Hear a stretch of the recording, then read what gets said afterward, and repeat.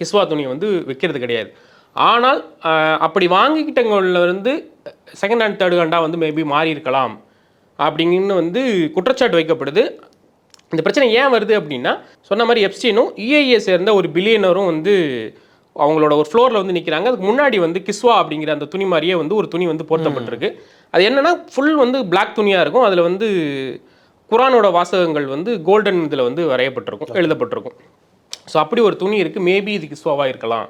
இருந்திருந்தால் அவர்கிட்ட இப்படி போச்சு, புனிதமான ஒரு இதை வந்து அவர் ஏன் வாங்கணும், வாங்கி கார்பெட் மாதிரி அவர் கீழே விரித்து யூஸ் பண்ணுறதுக்கு அப்படி என்ன வந்து அந்த பண அதிகார பலமாக இல்லை வந்து ஒரு குறிப்பிட்ட மக்களை வந்து இழிவுபடுத்துகிற மாதிரி நடந்துக்கிறாங்களா அப்படிங்கிற வந்து குற்றச்சாட்டு வைக்கிறாங்க. ஆனால் இதில் வந்து இமேஜஸ் மட்டும்தான் இருக்குது. அதுக்கு பின்னாடி என்ன காரணம், யார்கிட்ட இருந்து எப்ஸ்டீன் அதை வாங்கியிருக்கிறாரு அப்படிங்கிறது வந்து தெளிவாக தெரியல.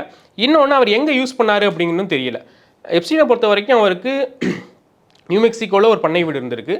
அதே மாதிரி அமெரிக்காவில் நியூயார்க்கில் வந்து அவருக்கு ஒரு மேன்ஷன் மாதிரி வச்சுருந்துருக்காரு. இது போக வந்து அந்த சர்ச்சைக்குரிய அந்த தீவு ஒன்று. அந்த தீவு ஆக்சுவலாக எங்கே இருக்குது, அந்த அதோட லொக்கேஷன்? ஒருத்தவங்க வெர்ஜின் ஐலண்ட்ஸ்னு சொல்கிறாங்க, இன்னொருத்தவங்க வந்து ஏதோ ஒரு புனித தீவுங்கிற மாதிரி அதை வந்து ஐலாக் பண்ணுறாங்க. அங்கே இவங்க பண்ண வேலையை பார்த்தா அது புனிதம் மாதிரி நமக்கு தெரியல. இந்த தீவை வந்து அவர் வந்து விலைக்கு வாங்கியிருக்கிறார். வெர்ஜின் ஐலண்ட்ஸ்னு சொல்லப்படுகிற அந்த தீவை வந்து விலைக்கு வாங்கியிருக்காரு.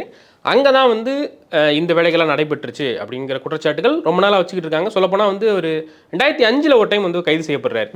14 வயது சிறுமிக்கிட்ட வந்து ஒரு தப்பாக நடக்க முயற்சி பண்ணாங்க அப்படின்ட்டு சிறுமியோட பெற்றோர்கள் வந்து கம்ப்ளைண்ட் பண்ணாங்க. அதுதான் ஃபர்ஸ்ட் இது வெளியே கொண்டு வருது. ஆமாம், அவர் அரெஸ்ட் பண்ணது வந்து அங்கேருந்து 3 வருஷம் கழிச்சு 2008 அவர் வந்து அரெஸ்ட் பண்ணுறாங்க. அப்பையும் வந்து அவர் மேலே வந்து வலுவான ஆதாரங்கள் வைக்கப்பட்டுமே கூட அவருக்கு வந்து தண்டனை காலம் வந்து கம்மியாக தான் கிடச்சிச்சு. அதுக்கப்புறம் ஃபைனலில் வந்து அவர் எங்கே மாட்டுறாரு அப்படின்னா 2019 தான் வந்து மாட்டுறாரு. அடுத்த வருஷமே வந்து சிறையில் வந்து பண்ணிக்கிறாரு.